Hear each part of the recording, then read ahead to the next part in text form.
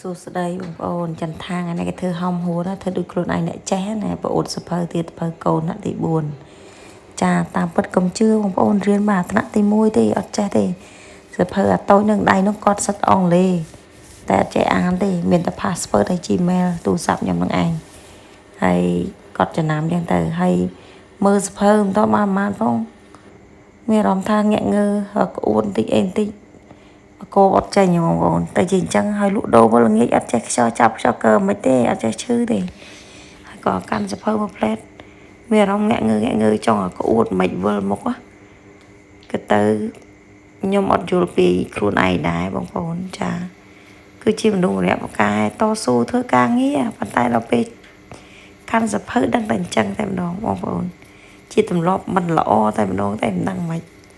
ខ្ញុំសាកល្បងមើលខ្លួនឯងមើលទៅមុខមិនរួចទេបងប្អូនរួចគឺចង្កផងវិលមុខផងចារាល់ថ្ងៃនេះតែសេច caption នៅលើរូបភាពលើវីដេអូគឺខ្ញុំនិយាយជាសំឡេងទេវាលោតអក្សរមកខ្លួនឯងបងប្អូនទាំងអស់គ្នាចា